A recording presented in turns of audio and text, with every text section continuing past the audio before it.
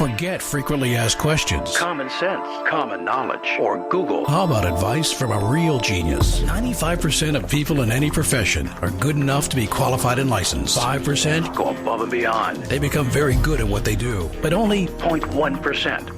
are real geniuses. Richard Jacobs has made it his life's mission to find them for you. He hunts down and interviews geniuses in every field: sleep science, cancer, stem cells, ketogenic diets, and more. Here come the geniuses. This is the Finding Genius Podcast With Richard Jacobs.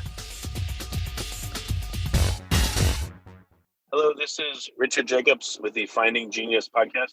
My guest is from far away in Malaysia. His name is Fong Mun Yik.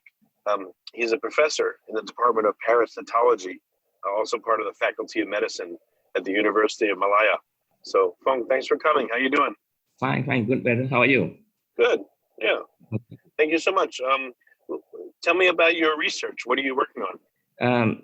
For the past 10 years, I've been working on a malaria parasite, and this is a very unique parasite because it is a monkey malaria parasite, and for the past 15 years, and it has been reported to infect humans, particularly in the Borneo Islands. And where I am here in Peninsular Malaysia, we also have such cases where human beings are infected by this monkey malaria. And that's basically my focus of research for the past 10 years. So this is malaria that affects only monkeys, or it affects monkeys and people? Yes, they naturally they cause infection in monkeys, but due to human contacts with the monkey population, then therefore these parasites jump into human beings as well. Oh, they do jump into people as well. Yes, exactly. And now the seriousness of the problem is that it jumps to the human population, and that's where we have lots of people, especially in the island of Borneo. We have lots of human monkey malaria, you can call it. We call it a human knowlesi malaria. So how is it different? So how do people interact with monkeys and get it? I can see them being bitten by mosquitoes, but yeah, that is a good question. Again, this is due to the human activities, whether individuals going to the forests or jungles for economic activities such as logging, ecotourism, where now a lot of people like to go to the jungle for camping and these activities. And basically, some of the forests have been cleared for agricultural purposes. For example, for opening up oil palm plantations, residential areas, and we are basically encroaching into the jungles, and that's why the monkey populations are now moving closer to human populations. And the intermediate would be the mosquitoes. The mosquitoes will bite the monkeys and carrying the parasites, and when they bite human beings, so they inject the human beings with monkey parasites as well. That is how the transmission takes place. Huh. So what happens? How is a malaria infection different from a mosquito versus a monkey when someone gets it? We call it a monkey malaria in human beings. The symptoms, the signs are basically similar to that of what you have in a normal human malaria. As you know, there are malaria all over the world. If you look at the statistics, it's basically the main infectious disease of the world. Of course, today we have COVID, but malaria is one of the most important infectious diseases in the world. And the symptoms of monkey malaria in humans are similar to that caused by the normal human malaria. So we have fever, chills, and if it gets too serious, if you have anemia and all sort of diseases which affects the organs as well. So it's very similar to human monkey malaria, to human malaria. Therefore, how we treat them are all similar to what we do with human patients who are infected with normal human malaria. So why is it important to you to study monkeys for so long? Why not study the mosquito angle of malaria? What attracted you to it in the first place? This monkey malaria, we initially for the past 100 years or so we were always being concerned with human malaria. And in Malaysia, human malaria is basically being eliminated. So we have no problems with human malaria. That's human-to-human transmission because of our government's active programs to eliminate the normal human malaria. That's easy because you get rid of the swamp areas, you have intervention controls and so on. But when you are dealing with human monkey malaria, you have a problem because you have a monkey population who is the reservoir for these parasites. By our Malaysian law, we cannot eliminate the monkey population because they are part of the ecosystem, part of the environment. So they were always there, and they always be the source of the parasites for human infection. It's very difficult to control because if you want to really do the drastic measure, you have to really remove or cull the monkey populations, which is not allowed in our country. So that's the dilemma there. What's the prevalence, though, of monkeys spreading malaria to people? If you look at it at two different angles, basically, if you look at the Borneo side, because Malaysia as a country has two regions. There are two states in Borneo Island, northern part of Borneo Islands, and the Peninsular Malaysia, which is part of the mainland Asia. It is very high in the Borneo Island states.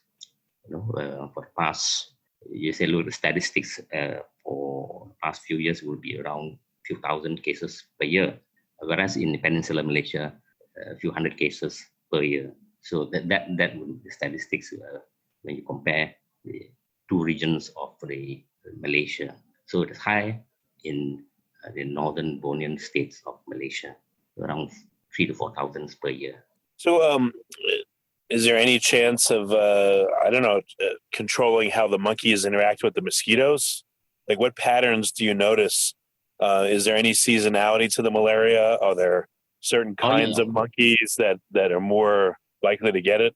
Yes.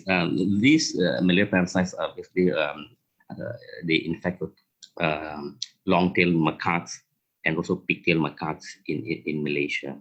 The monkeys which have a long tail, and these are the main hosts for the parasites. And some of these macaque populations are now living closely to human populations. In fact, they have now become what we call pests in some of the residential areas near to human habitation.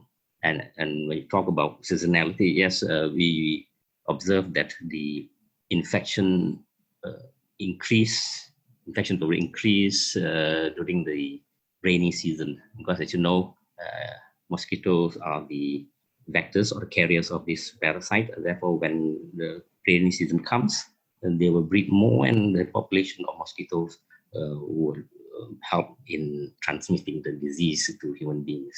So yes, it is has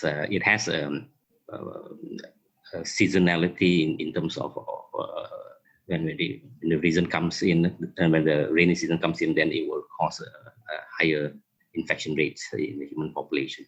Is there a way to treat the monkeys? I mean, do the monkeys die of the malaria, or do they tend to just have it and be able to function and not get sick from it? The monkeys are natural hosts, and they are basically immune to the harmful effect of the infection. So they, even though they have the parasites in their body, in their blood, they live normally. So they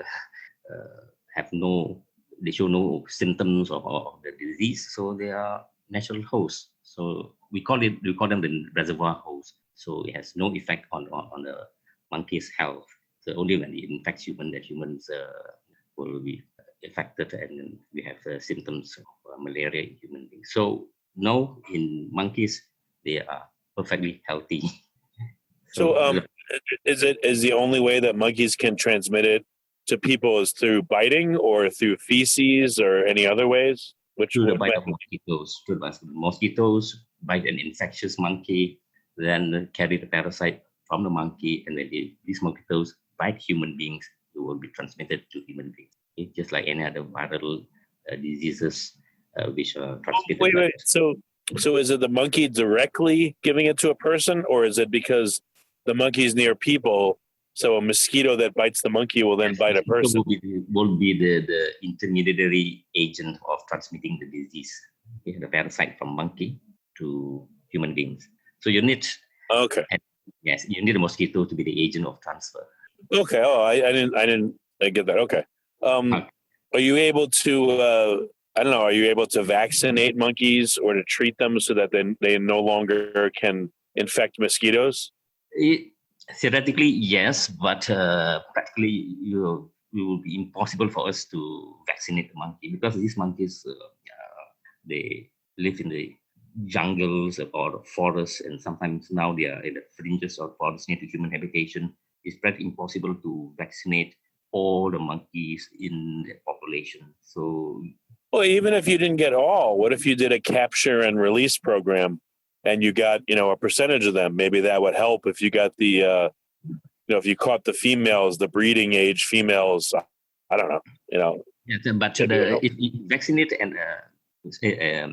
a particular female monkey, the vaccine is only effective for this particular female monkey. It will not be transmitted to the immunity cannot be transmitted to other members of the monkey population. So you have to practically vaccinate all the monkeys in that population, which is I think would be rather impossible to do.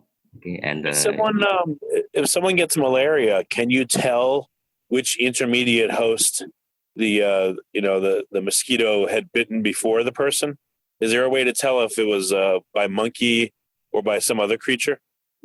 No, the life cycle has been determined. We understand the life cycle very well. So it will always be a monkey, mosquito, human transmission direction.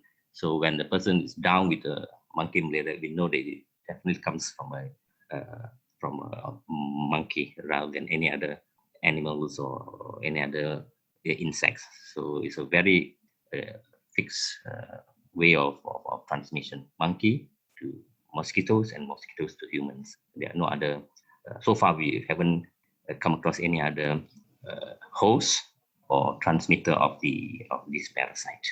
Are there other animals that act like the monkeys do, that act as a zoonotic reservoir? Yeah, so far it's only monkeys. Rats or anything else? There are malarial parasites which infect rodents, birds. We call it avian parasites. Some infect in snakes as well, reptiles, but only the monkey malaria parasite which have been reported to infect humans. There are no reports of any other animal malaria parasites that infect human beings, most probably because of the similarity of the human and simian system. So far we have only seen or we have encountered only monkey malaria parasites which infect human beings. No other animals malaria parasites been shown to infect human beings. What about within monkeys? Is there only the long-tailed macaques, or do other kinds also? Yes. Other types of monkeys, you have the orangutans. I'm sure you know them very well. You have the gibbons and other apes. They too have their own malaria parasites, but so far we haven't seen any of these monkeys apart from the long-tailed and pigtail monkeys, which harbor the malaria parasite, which can infect humans. But if you go beyond Asia, if you go to Brazil, there are some of the New World monkeys which have parasites that have been reported to infect the indigenous populations in Brazil. So it depends on the regions of the world. So in Southeast Asia, it will be long-tailed, pigtail macaques. In Brazil, it may be the New World monkeys. So again, it's all simian animals which are harboring the parasite which can be transferred to human beings. So what is it back to trying to control the mosquitoes, or is there anything that can be done with the monkeys to try to reduce them? Yes, it's rather impossible for us to control the. We can sort of cull the monkey population, but it's a huge task. So it's easier to control the mosquito population by fogging or to prevent biting of the mosquitoes by taking measures such as sleeping under bed nets, applying repellents, and avoid being biting by wearing long sleeve shirts when the person goes into the jungle for economic activity or recreational activities. So these are the few measures that can be used to at least reduce the biting of the mosquito on human beings and subsequently reduce the transmission rate of the malaria parasite to human beings. If you like this podcast, please click the link in the description to subscribe and review us on iTunes. Whatever measures we use for normal human malaria parasites, we can also use it for the prevention of these monkey-human parasites. So what have you been studying for so many years about the monkeys? I mean, if you've been focused on them and their physiology, you must be also trying to intervene with them as well and to stop them being a carrier. So what's that about? So it's a long-term research for me. My mom is in looking at the genetics of this parasite. We call them the Plasmodium knowlesi. That's a species name. It's a Plasmodium knowlesi. And I've been looking at this species for the past 10 years, looking at this genetic diversity. And hopefully we can look for a candidate vaccine to vaccinate human beings, not to vaccinate the monkeys, but to vaccinate human beings.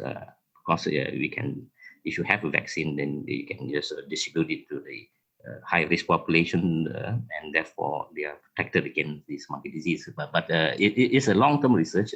This is just started to look at potential candidates, proteins as a vaccine, and let's hope for the best in the next couple of years.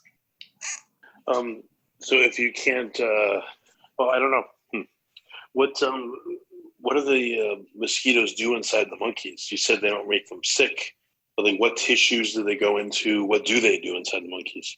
The parasites, they can infect the monkeys. But as I said, the monkeys are rather immune because this is in their thousands of million years of evolution. So they are pretty immune to the infection of these parasites. So their organs, their systems are practically not affected at all by the monkey, by the parasite. So if you see them, they are living healthily, they are swinging on the trees and so on. So there's nothing much of severe that can happen to these monkeys when they are infected with the parasites. So this is basically a mechanism, an evolutionary history that makes them immune to the harmful effect of the infection by these parasites. So, okay. Yes, so they are not affected at all, but even though they have these parasites in their blood. So what are some of the other major animals that act as reservoirs for malaria besides monkeys, in other countries or other islands? Yes, as I said, there are no other animals except for the monkeys or apes which have parasites. Basically because genetically the humans and the apes are very closely related. So the parasite which infect an ape or monkey most likely can infect human beings. It's a matter of the ape population or the monkey population is close enough to human beings for it to be transmitted. So potentially, yes, any of the monkey or simian malaria parasites can infect human beings. But so far, we've only seen the long-tailed macaques and the big-tailed macaques in Southeast Asia and the New World monkeys in Brazil. The parasites in them can be transmitted to human beings. But we don't know. We don't know whether the gorillas, the gibbons, and some other apes, their parasites can. Because so far we haven't come across any report of their parasites infecting human beings, whether in India, in China, or in Pacific, or in the African continent. So far we haven't come across any other malaria parasite from the apes or from the monkeys from this region affecting human beings. Is there any, have you observed a mosquito biting a monkey? Do you think it's by biting them, or do you think maybe the monkeys are eating the mosquitoes? Yeah, it's basically because mosquitoes they only feed on the blood of their of animals, whether it's monkey, whether it's reptiles, whether it's rodents, and so on. So naturally, we have seen monkeys, mosquitoes hovering around the monkeys, but we don't actually see them biting the monkeys. But we know the monkeys do get bitten because the mosquitoes need the blood of the monkeys for breeding purpose. So to nourish the eggs in the mosquitoes. So I personally have not seen a monkey being bitten by a mosquito, but we know that mosquitoes do bite monkeys. So that is their life cycle. So they feed on the blood of mosquitoes, on monkeys, to nourish the eggs. Just for your information, only the female mosquitoes would feed on the blood of the monkeys. So the males don't feed on the monkeys. They feed on nectar of flowers. Have you ever tried to capture a whole bunch of mosquitoes in an area and then look at them to see which ones have a blood meal inside them and see if that tells you anything about who they're biting? I'm not a insect researcher, or what we call the entomologist. My colleague, I'm sure you know him, you know her, who was interviewed a couple of months ago by your show. She did a lot of research on mosquitoes which transmit this monkey malaria parasite, and she had basically discovered a few species of mosquitoes that can transmit, bite mosquitoes and transmit the parasites to human beings. She has identified about 4 to 5 species in Malaysia that can transmit this parasite from the monkeys to human beings. Okay? I do not work with mosquitoes, but my close colleague in my department, she works a lot on this aspect of the transmission. So I think she gave an interview in your show a couple of months back. We didn't talk about monkeys really at all, but yeah, and I didn't ask this question back then. Now that I think about it, I'll have to ask them. But yes. Maybe you can have another. He had very interesting data to show you if you're asking all the mosquitoes. Okay. Yeah. Do you know? Have you looked at any of the monkeys longitudinally? Do they carry? Once they're infected, are they infected for life? Like, how long do these macaques live? And have you found any that have had, malaria parasite in them for years? No. Again, I do not look at the monkeys. They carry their infection rate or prevalence. But again, I work with a colleague of mine in another university who is a monkey expert, and he did a study and showed that these parasites basically will be lifelong in most of the monkeys and so on. So because they are continuously being bitten and the parasites are continually being transmitted within the population, so they are basically having these parasites throughout their life and so forth. But we are a bit fortunate that this monkeys population, they are very territorial, so they don't wander far away from a particular location. That is, I think, I would say, quote unquote, a blessing. So they do not transmit it far and wide, but the population will remain in a particular location. So that's what we know so far about the transmission of the parasite in the monkey populations in Malaysia. Okay, well, very good. Well, Fong, what's the best way for people to find out more about your work? How can they get in contact? As a researcher and scientist, we basically publish a lot of this what we found out in our research in journals, in scientific journals or tropical medicine journals. These are the sources that you can find out more about these monkey parasites. And so some of my colleagues have given a lot of talks, interviews to the mass media, so then you can source this information from these mass media outlets and so on. Yes. Okay. Well, very good. Well, Fong, thank you for coming on the podcast. I appreciate it. Yeah, thank you very much too. If you like this podcast, please click the link in the description to subscribe and review us on iTunes. You've been listening to the Finding Genius podcast with Richard Jacobs.